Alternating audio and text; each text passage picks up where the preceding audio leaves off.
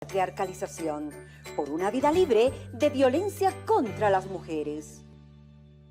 Muy bien, un saludo cordial a mis estudiantes. Soy el profesor José Luis Condori. Hablaremos del teorema de Pitágoras. Algo de historia. De Pitágoras se lo conoce hace 600 años antes del nacimiento de Jesucristo. Por el filósofo griego Pitágoras, sin embargo, por los datos que ahora se tiene, pareciese que este teorema es mucho más antiguo, ya que los babilonios lo utilizaron hace más de 1000 años atrás. Y la prueba más irrefutable por las pirámides de Egipto, que se cree que hace más de 1500 años atrás ya se conocía. Ahí tenemos la imagen de el teorema de Pitágoras, cómo se lo ha ido conociendo.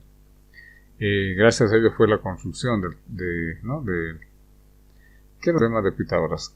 En todo triángulo rectángulo, la hipotenusa al cuadrado es igual a la suma de sus catetos al cuadrado. En todo triángulo rectángulo, la hipotenusa al cuadrado es igual a la suma de sus catetos al cuadrado. Teorema. ¿Qué es un teorema? Pensamos que el teorema, no sería posible entender si no entendemos qué es el concepto de teorema. Para ello también tenemos que saber lo que es un axioma. Un axioma matemático es una verdad que para ser aceptada no necesita ser demostrada, mientras que el teorema es una verdad matemática que para ser aceptada necesita ser demostrada. Por eso el teorema de Pitágoras se demostró a partir de los axiomas, ¿no? También cuando encontramos al triángulo rectángulo, se nos vienen tres conceptos importantes. Cateto. Todo triángulo rectángulo se define al cateto como visualmente los lados más cortos y la hipotenusa los lados más largos. Aquí vemos la imagen, tenemos la hipotenusa, el lado más largo, y los catetos los lados más cortos. Recuerden que la hipotenusa es diagonal al cuadrado punto. ¿Sí? Y los catetos, esa es la hipotenusa, ¿no? Y los catetos son los que están adjuntos, pegados al cuadrado punto. ¿Sí? Entonces aquí tenemos hipotenusa, cateto A y cateto B. La hipotenusa diagonal al cuadrado punto. ¿Sí? De esta fórmula se obtienen las siguientes, ¿no? En C al cuadrado es igual a cuadrado más B al cuadrado. En todo triángulo rectángulo, la hipotenusa al cuadrado es igual a la suma de sus catetos al cuadrado.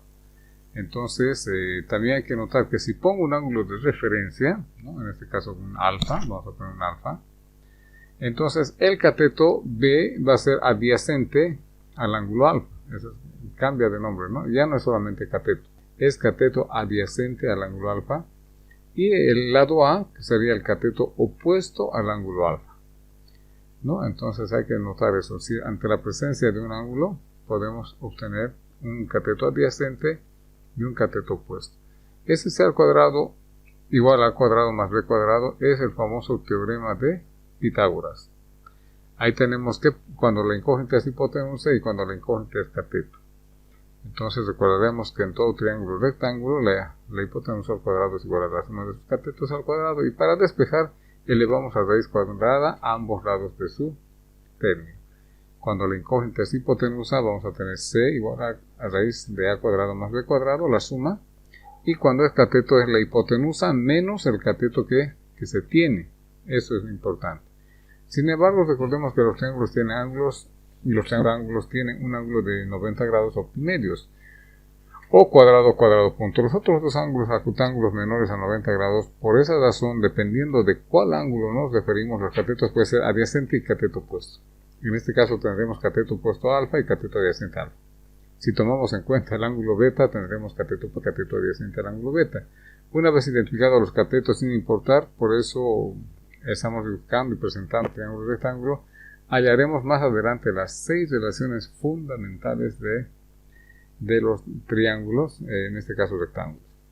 Fíjense acá en el gráfico tengo un ángulo alfa, entonces por lo tanto el cateto va a ser adyacente a alfa, y el otro cateto va a ser cateto opuesto a alfa, pero si ustedes se fijan, también tengo un ángulo beta arriba. Por lo tanto, el ángulo beta va a ser adyacente, A va a ser adyacente al ángulo beta y el otro ángulo va a ser su opuesto. Dependiendo si lo toca al cateto, va a ser su adyacente o va a ser su opuesto.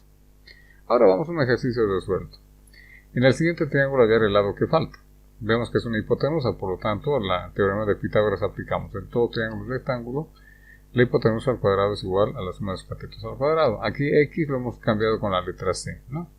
Entonces vamos a ver que c al cuadrado es igual a 9 al cuadrado más 11 al cuadrado. Miren los catetos, uno vale 9 y el otro vale 11.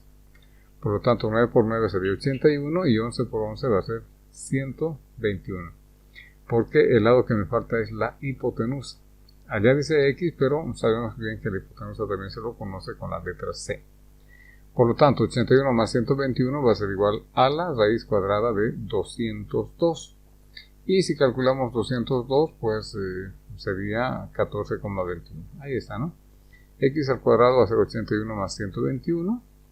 Por lo tanto, x al cuadrado va a ser 202. Las raíces vamos a despejar x. X va a ser igual a la raíz cuadrada de 202.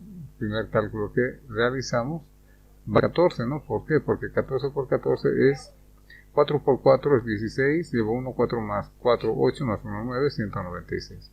Entonces ahí colocamos el 14 porque 14 al cuadrado sería 196 y va a ir a restar, ¿no?